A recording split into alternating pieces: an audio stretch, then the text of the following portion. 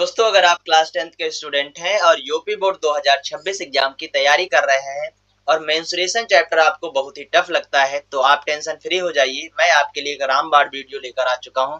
इसमें सभी टाइप्स के मेंसुरेशन के जो चित्र वाले क्वेश्चन हैं, जो मिक्स्ड फिगर वाले क्वेश्चन है, वो सभी इस वीडियो में हम लोग डिस्कस करने वाले हैं। जैसा कि आप चित्र में देख पा रहे होंगे कि जितने भी चित्र आपको इस स्क्रीन पर दिख रहे हैं, ठीक है, ये सारे क्वेश्चन हम लोग 1 बाय 1 सॉल्व करने वाले हैं। अगर आपने इस वीडियो को लाइक नहीं किया तो वीडियो को लाइक करिए, चैनल नहीं सब्सक्राइब किया है तो चैनल अवश्य सब्सक्राइब करें इसी तरीके का वीडियो देखने के लिए। तो आइए बिना किसी देरी के हम लोग पहला क्वेश्चन सॉल्व करते हैं। पहला क्वेश्चन देखने में बहुत ही टफ लग रहा होगा, लेकिन हम आपको बता दें, अगर आप बहुत ही फोकस होकर वीडियो को देख रहे हैं तो आपको ये क्वेश्चन बहुत ही आसानी से समझ में आ जाएगा। तो देखिए क्वेश्चन क्या है। कागज के बने एक शंकु की ऊंचाई 3h तथा ऊर्ध्वाधर कोण 2 अल्फा है। इसके अंदर एक सेकंड रुकिए। इसके अंदर 2h व h ऊंचाई तथा क्रमशः ऊर्ध्वाधर कोण 4 अल्फा व 6 अल्फा के दो शंकु रखे हैं। शंकुओं के आयतन का अनुपात हमें ज्ञात करना है। ठीक है, तो आइए समझते हैं। सबसे पहले यहाँ पे हम इस बात करेंगे इस शंकु की ए बी सी में। तो शंकु ए बी सी में, तो इसके लिए हमें पहले देखिए क्या करना पड़ेगा। हम ये लिखेंगे शंकु ए बी सी के लिए जो भी हम काम करेंगे अभी, वो शंकु ए बी सी के लिए करेंगे। तो शंकु ए बी सी में अगर हम देखें तो ये बी ओ क्या है, बी ओ त्रिज्या है, लेकिन हमको इसको त्रिभुज के अकॉर्डिंग चलना पड़ेगा।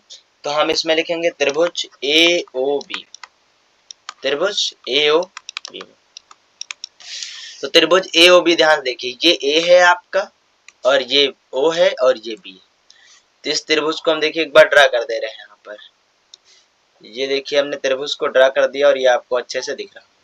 ठीक है, तो त्रिभुज ए बी सी में अगर हम लगाएं tan अल्फा, क्योंकि यहाँ पर दो एंगल दिया है, वो क्या दे रखा है, अल्फा दे रखा है। ये पूरा 2 अल्फा है, लेकिन ये क्या है, अल्फा। तो अल्फा के सामने वाली भुजा आर है, तो ये हो जाएगी लंब।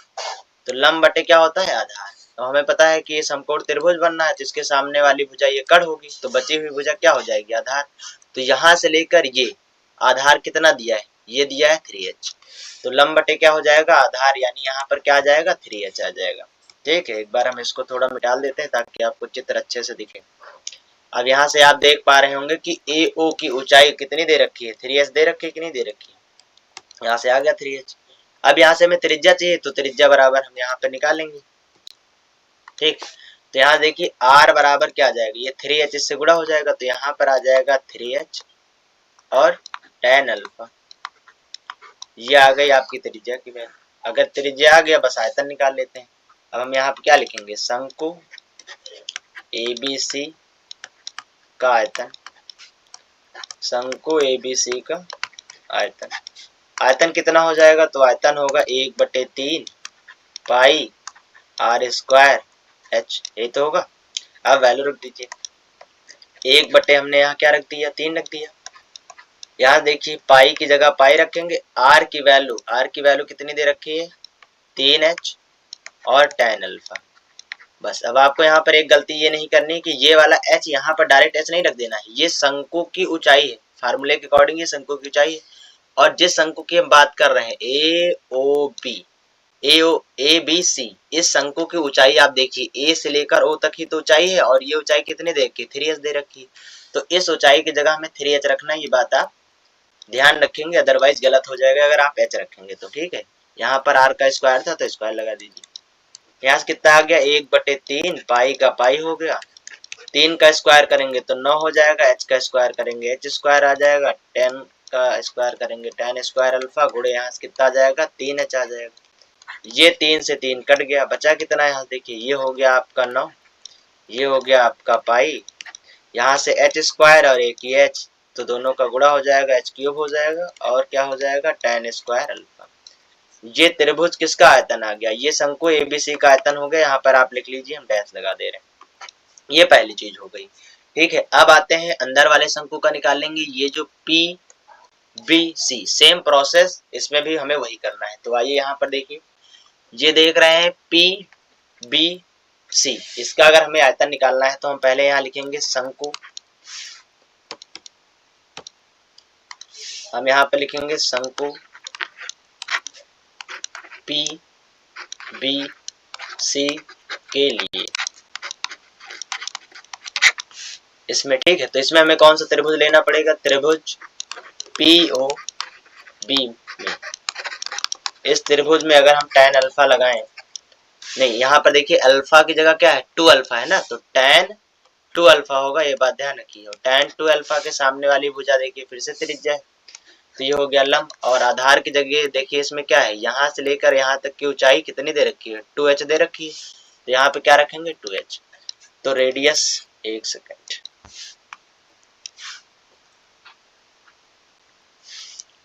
तो यहाँ से कितना आ जाएगा आपका 2h आ जाएगा, यहाँ से आ गया 2h। तो यहाँ से r की वैल्यू अगर हम निकालेंगे तो कितना आ जाएगा 2h गुणे tan 2 अल्फा, ये हो गई त्रिज्या। अब आइए आयतन निकाल लेते हैं, तो हम लिखेंगे शंकु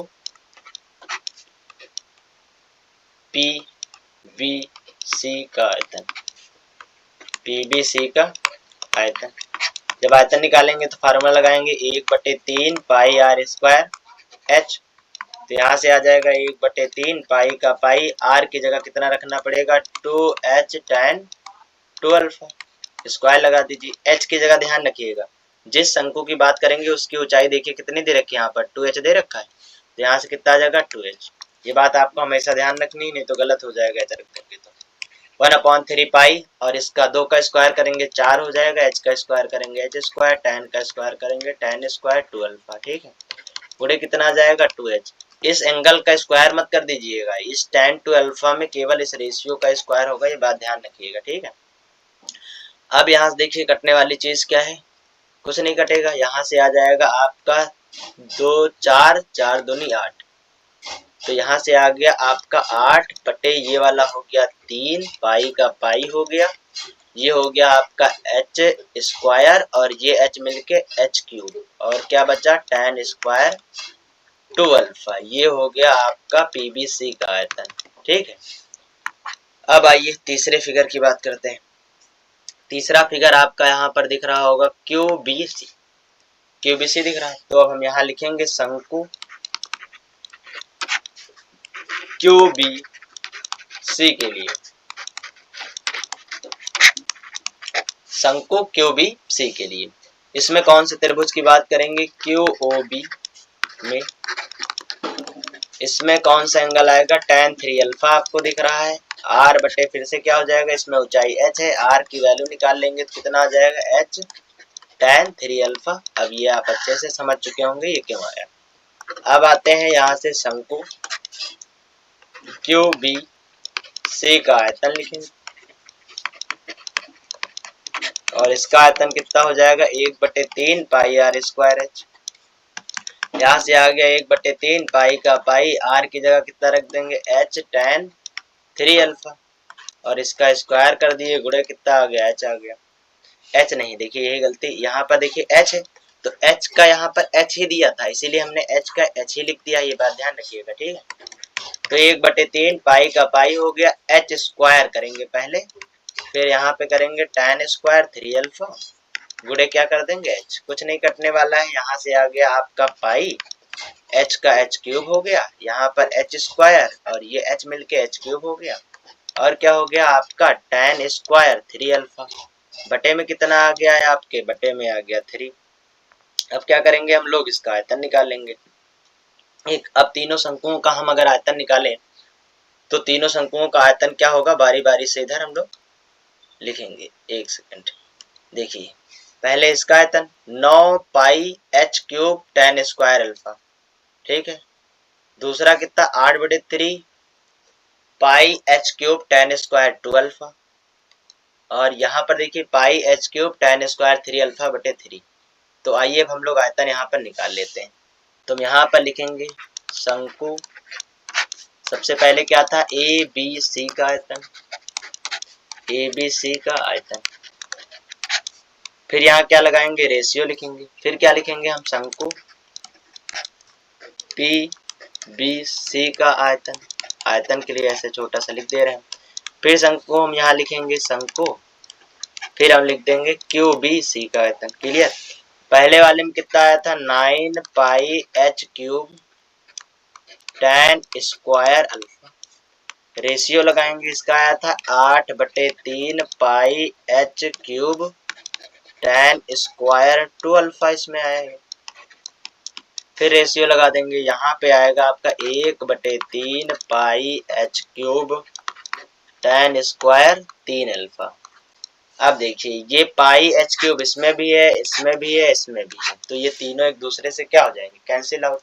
अब ये 3 अपॉन वाला जो गायब करने के लिए इसमें 3 से गुणा करेंगे सब में, तीनों में, तो ये 9 3 कितना हो जाएगा 27 हो जाएगा। 27 tan स्क्वायर अल्फा। ये 3 से अगर गुणा करेंगे तो अपॉन वाले 3 से कट जाएगा, बचेगा कितना 8 tan स्क्वायर 2 अल्फा। उसी तरीके से यहाँ पर ये 3 अपॉन में ये पूरा कट जाएगा, तो बचेगा क्या tan स्क्वायर 3 अल्फा। ठीक है, यही हो गया जो हमसे क्वेश्चन पूछा था कि तीनों शंकुओं के आयतनों का अनुपात बताइए, तो तीनों का अनुपात आ गया है। उम्मीद करता हूँ कि यह क्वेश्चन आपको बहुत अच्छे से समझ में आ गया होगा। अब आइए दूसरा क्वेश्चन सॉल्व करते हैं। क्वेश्चन क्या दे रखा है, शंकु के आकार का एक ठोस अर्धगोले पर अध्यारोपित है, इनमें प्रत्येक की त्रिज्या 3.5 सेंटीमीटर तथा ठोस की कुल ऊंचाई 9.5 सेंटीमीटर है। ठोस का आयतन ज्ञात कीजिए। आप चित्र में देख पा रहे होंगे कि चित्र आपको कैसे बनाना है। ठीक है, तो जैसे आपको पेपर में लिखना है उस तरीके से हम आपको बता देते हैं। सबसे पहले आप यहाँ पर लिखेंगे हल। ठीक है, फिर आप लिखेंगे अर्धगोले, आप लिखेंगे अर्धगोले तथा शंकु की त्रिज्या, तथा शंकु की त्रिज्या, तथा शंकु की त्रिज्या r बराबर कितना दे रखा है 3.5 सेंटीमीटर। क्लियर हो गई इतनी बात। फिर हम यहाँ लिखेंगे ठोस की कुल ऊंचाई, ठोस की कुल ऊंचाई दे रखी ना, यहाँ लिखेंगे ठोस की कुल ऊंचाई। ये सब लिखेंगे तभी पेपर में आपको अच्छे नंबर मिलेंगे। ठीक है, ठोस की कुल ऊंचाई कितनी दे रखी है 9.5 सेंटीमीटर। अच्छा, ठोस की कुल ऊंचाई है, लेकिन हमें फार्मूले के अकॉर्डिंग तो शंकु की भी ऊंचाई चाहिए, तो यहाँ हम लिखेंगे शंकु की ऊंचाई, ताकि हम फार्मूले में शंकु की ऊंचाई डायरेक्टली पुट कर पाए। तो शंकु की ऊंचाई कैसे आएगा, अगर ठोस की ऊंचाई 9.5 है, इसमें से हम अर्धगोले वाली ऊंचाई माइनस कर दें यानी 3.5, तो जो बचेगा वो क्या जाएगा, शंकु की ऊंचाई कितनी आ गई 6 सेंटीमीटर आ गई। अब हमसे क्या पूछा है, ठोस का आयतन पूछा है, तो ठोस का आयतन लिख देंगे यहाँ पर। ठोस का आयतन, ठोस का आयतन बराबर क्या हो जाएगा अर्धगोले का आयतन, अर्धगोले का आयतन प्लस क्या दिया है शंकु दिया है, तो शंकु का आयतन हो जाएगा, शंकु का आयतन। अब हम फार्मूला रख देंगे, अर्धगोले का आयतन क्या होता है 2/3 पाई आर क्यूब, प्लस शंकु का आयतन क्या होता है 1/3 पाई आर स्क्वायर एच। क्लियर। अब हम यहाँ से 1/3 पाई आर स्क्वायर कॉमन ले लेंगे, तो यहाँ से क्या बचेगा 2 बचेगा और 1 आर बच जाएगा, और प्लस इसमें से सब कॉमन हो गया, लेकिन बचा क्या एच बचा। अब इसकी वैल्यू हम लोग पुट कर लेंगे यहाँ पर 1/3 पाई की वैल्यू 22/7, आर यानी त्रिज्या, त्रिज्या है 3.5, स्क्वायर की वजह से हमें 2 बार लिखना पड़ेगा। यहाँ से कितना आ गया 2, त्रिज्या की जगह कितना लिख दे 3.5। ऊंचाई कितनी है, ये वाली ऊंचाई ठोस की ऊंचाई नहीं है, शंकु की ऊंचाई है, इसलिए हमने यहाँ निकाला था 6। ठीक है, तो यहाँ कितना रख देंगे 6। कैलकुलेशन कर लीजिए, दशमलव हटाएंगे 0 बढ़ेगा, दशमलव हटाएंगे 0 बढ़ जाएगा। इसको काट दीजिए, 7×5 35, और ये कट जाएगा 5 दूनी 10। फिर इसको काट दीजिए 5 7 35, 5 दूनी 10, 1 2 से ये 11 बार में कट गया। इधर आइए कैलकुलेशन कर लेते हैं, ये बना लिया स्पेस इधर। ठीक है, अब यहाँ ऊपर बचा 11 और बचा 7, तो 11 7 कितना हो गया 77। क्लियर। बटे में कितना बचा ये 3 और ये 2, तो 3 दूनी 6 बचा। गुणे में क्या बचा यहाँ देखिए 3.5 दूनी 7 होता है, और 7 6 13 हो गया। अब गुणा कर लीजिए इसका, देखिए 13 का 7 से गुणा करेंगे, 13 सत्ते 91 के 1 आ गया, कैरी आई 9, फिर 13 सत्ते 91 में 9 जोड़ेंगे तो 100 हो जाएगा। तो यहाँ लिख दिया 100/6। अब इसको हम लोग भाग लगाएंगे, यहाँ देखिए साइड में भाग लगा देते हैं। 100 101 ये आ गया, 6 कन्ना में 6 आ गया, तो 10 में से अगर 6 गया तो कितना बचा 4, और ये वाला 0 उतार लीजिए। तो अब कितना आएगा, 6 36 आ गया, बचा कितना 4। अब ये 1 बचा है, 1 नोट कर लीजिए, ठीक। तो अब ये कितनी बार में 6 36 हो गया। अब कितना बचा, 5 बच गया, यहाँ पर पॉइंट लगाएंगे, पॉइंट लगाएंगे 0 बढ़ेगा, 6 8 कितना हो जाएगा, 48 हो जाएगा। कितना बचा, अब 2 बचा, 6 3 18, 18 फिर 2 बचेगा, हर बार 2 2 बचेगा, यानी ये 2 पॉइंट तक छोड़ देंगे ऐसे, यानी उत्तर कितना आ जाएगा 166.83, और आयतन है तो कितना आ जाएगा सेंटीमीटर क्यूब। ये हो गया आपका आंसर। उम्मीद करता हूँ यह क्वेश्चन आपको अच्छे समझ में आ गया होगा। अगर वीडियो को लाइक नहीं किया है आपने तो वीडियो को अवश्य लाइक करें इसी तरीके के इंटरेस्टिंग वीडियो देखने के लिए। अब आइए तीसरा क्वेश्चन सॉल्व करते हैं। क्या दिखा है, एक लंबवृत्तीय बेलनाकार ठोस के आधार और शिखर दोनों अर्धगोलाकार है। बेलनाकार भाग का व्यास 14 सेंटीमीटर और कुल ऊंचाई 30 सेंटीमीटर है। ठोस का संपूर्ण प्रस्थ ज्ञात कीजिए। आप चित्र में जैसा कि देख पा रहे होंगे, ठीक है। तो आपको कैसे लिखना है, सबसे पहले आप लिखेंगे हल, फिर क्या लिखेंगे, बेलन का व्यास, बेलन का व्यास, बेलन का व्यास बराबर कितना है 14 सेंटीमीटर। अच्छा, जितना बेलन का व्यास है उतना अर्धगोले का ही व्यास है, आप चित्र में देख पा रहे होंगे, दोनों का व्यास बराबर है, इसलिए दोनों की त्रिज्याएं भी बराबर हो जाएंगी। अतः हम क्या लिख देंगे यहाँ पर, अतः बेलन की त्रिज्या, तथा बेलन की त्रिज्या तथा बेलन की त्रिज्या तथा अर्धगोले की त्रिज्या, तथा अर्धगोले की त्रिज्या आर बराबर, दोनों को हमने आर ही मान लिया क्योंकि दोनों की त्रिज्याएं बराबर है। अगर व्यास 14 है तो त्रिज्या उसकी आधी होती है, तो कितनी सेंटीमीटर हो जाएगी, 7 सेंटीमीटर। अब आइए क्या लिखना है, ठोस की कुल ऊंचाई, ठोस की कुल ऊंचाई, ठोस की कुल ऊंचाई कितनी दे रखी है, 30 सेंटीमीटर। अगर ठोस की कुल ऊंचाई 30 है तो यहाँ से देखिए ये हो गया आपकी ऊंचाई अर्धगोले की, जो कि त्रिज्या के बराबर होगी, ये 7, ये 7, तो 7 7 अगर 14 माइनस कर देंगे तभी तो ये बेलनाकार ऊंचाई आएगी, ये वाली ऊंचाई आएगी, 16 बचेगा। आइए तो इसको लिखेंगे कैसे, हम यहाँ पर लिखेंगे बेलन की ऊंचाई, क्या लिखेंगे, बेलन की ऊंचाई, बेलन की ऊंचाई। तो बेलन की जो ऊंचाई निकल के आएगी वो कुल ऊंचाई में से हम दोनों अर्धगोलों की त्रिज्या को माइनस कर देंगे, वही उसकी ऊंचाई होगी। तो 2 गुणे त्रिज्या यानी 2 गुणे 7 लिखेंगे यहाँ पर, 2 गुणे 7। तो 30 में से ये 14 माइनस करेंगे तो कितना आ जाएगा, 16 सेंटीमीटर आ जाएगा। बस अब हमसे क्या पूछा है, ठोस का संपूर्ण पृष्ठ ज्ञात करना है। तो ठोस का संपूर्ण पृष्ठीय क्षेत्रफल ज्ञात करेंगे। देखिए क्या लिखेंगे यहाँ पर, ठोस का संपूर्ण पृष्ठीय क्षेत्रफल बराबर क्या लिखेंगे, हम बेलन का वक्र प्रस्थ रखें। देखिए संपूर्ण पृष्ठ बन कैसे रहा है, ये बेलन का वक्र प्रस्थ और इन दोनों गोलों का वक्र प्रस्थ, इन तीनों को जोड़ देंगे तो क्या आ जाएगा, संपूर्ण पृष्ठ आ जाएगा। तो हम यहाँ पर लिखेंगे पहले बेलन का वक्र पृष्ठीय क्षेत्रफल, बेलन का वक्र पृष्ठीय क्षेत्रफल प्लस हम क्या लिखेंगे, 2 गुणे 1 अर्धगोले का वक्र पृष्ठीय क्षेत्रफल, 2 गुणे 1 अर्धगोले का वक्र पृष्ठीय क्षेत्रफल, ठीक है, वक्र पृष्ठीय क्षेत्रफल। तो बेलन का वक्र पृष्ठीय क्षेत्रफल आपको पता है 2 पाई आर एच होता है, प्लस 2 अर्धगोले हैं तो इसलिए हमने 2 लगाया है, और 1 अर्धगोले का वक्र पृष्ठीय क्षेत्रफल आपको पता है क्या होता है, 2 पाई आर स्क्वायर। अब यहाँ पे त्रिज्याएं बराबर है तो जो चीज कॉमन हो सकती है वो चीज हम पहले कॉमन लिख लेंगे। देखिए क्या है, 2 पाई आर यहाँ भी है, 2 पाई आर यहाँ भी है, तो ये हो गया कॉमन, 2 पाई आर कॉमन हो गया, ब्रैकेट में यहाँ से बचा h और यहाँ से ये वाला 2 बचा और एक इसमें से r बच गया। अब वैल्यू रख दीजिए, यहाँ से 2 का 2 आ गया, पाई की वैल्यू आ गई 22/7। त्रिज्या दोनों की समान है जो कि 7 है, और ये h है बेलन का, तो बेलन की ऊंचाई कितनी आई है, 16 आई है, 16 लिख दीजिए प्लस 2, त्रिज्या कितनी थी, 7 थी, तो 7 लिख दीजिए। अब यहाँ पर देखिए ये 7 से 7 कट गया, बचा कितना, 22 दूना 44 हो गया, गुणे यहाँ देखिए 7 दूनी 14 और 14 में अगर हम 16 जोड़ दें तो कितना हो जाएगा, 30। अब ये 44 गुणे इधर लिख लेते हैं, 44 गुणे 30। 44 गुणे 30 कैसे गुणा करेंगे, 3 का गुणा करेंगे, 3 चौके 12, फिर 3 चौके 12 और 1 13 और 1 0 ये वाला लगा देंगे, और क्षेत्रफल है तो सेंटीमीटर स्क्वायर आ जाएगा। तो इसका आंसर आ जाएगा 1320 सेंटीमीटर स्क्वायर। उम्मीद करता हूँ यह क्वेश्चन भी आपको बहुत अच्छे से समझ में आ गया होगा।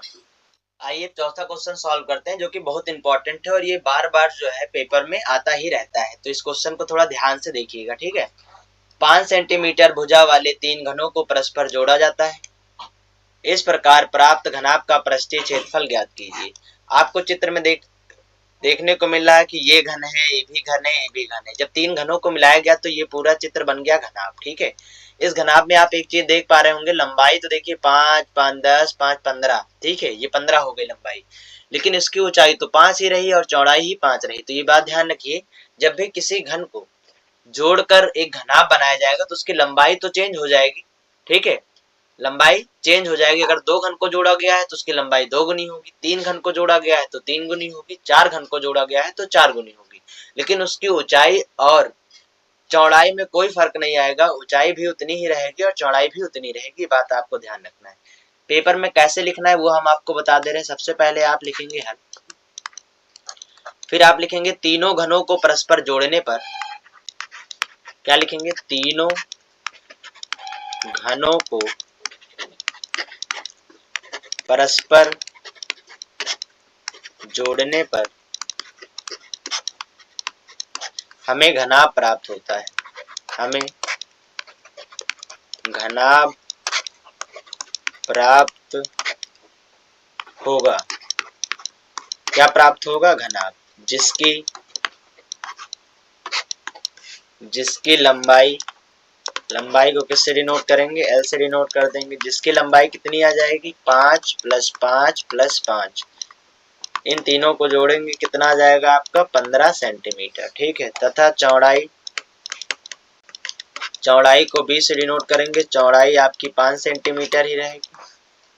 तथा ऊंचाई लिख देंगे, ऊंचाई आपकी कितनी रहेगी, ऊंचाई को h से डिनोट कर देंगे और ऊंचाई भी 5 ही रहेगी, ठीक है। तो अतः हम यहाँ पर देखिए स्पेस बनाते हैं थोड़ा सा, क्या लिख देंगे, अतः घनाभ का पृष्ठीय क्षेत्रफल। देखिए पृष्ठीय क्षेत्रफल बोला जाए या संपूर्ण पृष्ठीय क्षेत्रफल बोला जाए, बात एक ही है, ठीक है। तो इसका फार्मूला कितना हो जाएगा, 2 ब्रैकेट में LB + BH + HL। तो यहाँ से आ गया 2, लंबाई कितनी आ जाएगी आपकी 15, चौड़ाई आपकी आ जाएगी 5, प्लस यहाँ से चौड़ाई आ जाएगी 5, ऊंचाई आ जाएगी 5, प्लस यहाँ से ऊंचाई आ जाएगी कितनी आपकी 5, लंबाई आपकी कितनी आ जाएगी 15। यहाँ से आ गया है 2, यहाँ देखिए 15 × 5 = 75, यहाँ भी 15 × 5 = 75, तो 75 75 150 हो गया और 50 25, तो ये 25 जुड़ जाएगा तो आपका कितना हो जाएगा, 150। 150 में अगर हम 25 जोड़ देंगे तो 175 हो जाएगा, ठीक है। अब 175 का 2 से गुणा करेंगे तो कितना हो जाएगा, 2 पंचे 10 के 0, 17 दूनी 34, 1 35, 350। और हम क्षेत्रफल निकाल रहे हैं तो क्या आ जाएगा, सेंटीमीटर स्क्वायर आ जाएगा। उम्मीद करता हूँ यह भी क्वेश्चन आपको बहुत अच्छे से समझ में आ गया होगा। अगर आपको इन वीडियो की PDF चाहिए तो आप हमारे व्हाट्सएप पर मैसेज कर सकते हैं, 63 86 84 47 96। ये हमारा व्हाट्सएप नंबर है, इस पे आप मैसेज करेंगे तो इस वीडियो की आपको PDF पे मिल जाएगी, ठीक है। अब आइए हम लोग पांचवा क्वेश्चन जो है सॉल्व करते हैं। पांचवा क्वेश्चन क्या है, समान आधार त्रिज्या 8 सेंटीमीटर और समान ऊंचाई 15 सेंटीमीटर वाले 2 शंकुओं को उनके आधारों के अनुदिश जोड़ा जाता है। इस प्रकार बने आकार का पृष्ठीय क्षेत्रफल ज्ञात कीजिए। आप जैसा कि चित्र में देख पा रहे होंगे कि दोनों शंकु एकदम समान है, मतलब कि इनकी त्रिज्या और ऊंचाई दोनों बराबर है। इन दोनों को बस एक दूसरे के अनुदिश जोड़कर एक चित्र बनाया गया है और इसी का पृष्ठीय क्षेत्रफल ज्ञात करना है। तो आइए देखिए इसको कैसे सॉल्व करते हैं। सबसे पहले आप लिखेंगे हल, उसके बाद से क्या लिखेंगे, दिया है, जो चीज़ दिया है वो लिखेंगे। क्या क्या दिया है, शंकु की त्रिज्या दी है तो आप लिखेंगे शंकु की त्रिज्या, शंकु की त्रिज्या r बराबर कितनी दे रखी है, 8 दे रखा है तो 8 सेंटीमीटर लिख दीजिए। फिर क्या दे रखा है, शंकु की ऊंचाई, तो आप लिखेंगे शंकु की ऊंचाई, शंकु की ऊंचाई h बराबर कितना है 15 सेंटीमीटर, तो 15 सेंटीमीटर लिख दीजिए। ठीक है, उसके बाद से हमें निकालना क्या है, इस प्रकार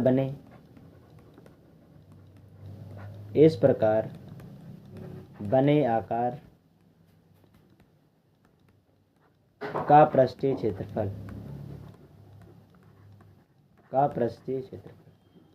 देखिए पृष्ठीय क्षेत्रफल निकालने का मतलब है हम इस वाले शंकु का वक्रपृष्ठीय क्षेत्रफल निकाल लें और इस वाले शंकु का भी वक्रपृष्ठीय क्षेत्रफल निकाल के जोड़ देंगे तो इस पूरे चित्र का वक्रपृष्ठीय क्षेत्रफल, संपूर्ण पृष्ठीय क्षेत्रफल आ जाएगा। यहाँ पर देखिए क्या लिखा है, पृष्ठीय क्षेत्रफल।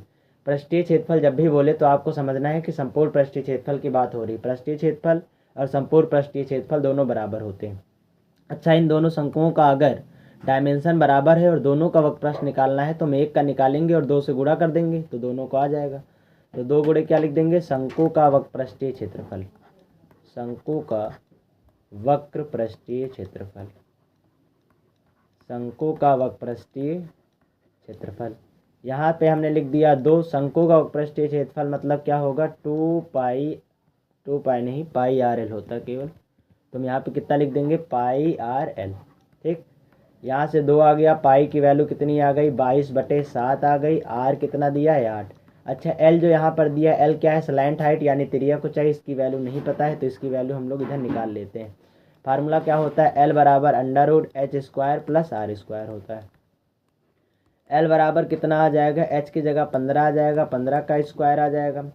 यहाँ से आर की जगह कितना लिखेंगे, 8 का स्क्वायर। यहाँ से एल बराबर आ गया 15 का स्क्वायर 225, 8 का स्क्वायर 64 हो गया। एल बराबर कितना आ जाएगा, रूट के अंदर 289, 289 किसका स्क्वायर रूट होता है 17 का, तो एल की वैल्यू कितनी आ गई 17, जो कि हम यहाँ पर रख देंगे। क्लियर। अब गुणा करेंगे कितना आ जाएगा, 22 दूनी 44 आ जाएगा, बटे में 7 आ जाएगा। इधर 17 8 कितना होता है 136, तो यहाँ लिख देंगे 136। अब आइए इधर साइड में हम लोग कैलकुलेट कर लेते हैं इसको। यहाँ पे हम लिखेंगे, 1 सेकेंड, इसको थोड़ा सही से, यहाँ पे आ गया 44 गुणे 136 बटे कितना लिख देंगे 7। 136 को हम 44 से पहले गुणा करेंगे और देखते हैं कितना आएगा। 4 छंग 24 के 4, 13 चौके 52 और 2 54। फिर 4 से गुणा करना है तो फिर से इतना ही आ जाएगा, इसको ऐड कर देंगे 4 4 4 8, 5 4 9 और 5 कितना आ गया यहाँ पर, यहाँ से आ गया 5984 आ गया, बटे में कितना आ गया 7। अब हम इसको 7 से भाग लगाएंगे, तो 7 से भाग लगाने पर देखते हैं कितना आता है। यहाँ पे आ गया 7, यहाँ से आ गया 5984। ठीक है, भाग लगाएंगे, 7 कितना हो जाएगा 56, यहाँ से बचेगा 3, 38 हो जाएगा, 7 25 35 हो जाएगा, कितना बचेगा 3 4, यहाँ से 7 चौक 28 आ जाएगा। अब की बार में यहाँ से बचेगा 6, पॉइंट लगाएंगे 0 हो जाएगा, 7 56 फिर से हो जाएगा, बचेगा कितना 4, 7 25 35, फिर 5 आ जाएगा, कुल मिला के कितना आ जाएगा 854.85 सेंटीमीटर स्क्वायर। ये हो गया आपका आंसर। आप चाहते हैं तो इसको अप्रॉक्स में 855 सेंटीमीटर स्क्वायर भी लिख सकते हैं। ये हो गया आपका आंसर। उम्मीद करता हूँ यह क्वेश्चन आपको बहुत अच्छे से समझ में आ गया होगा।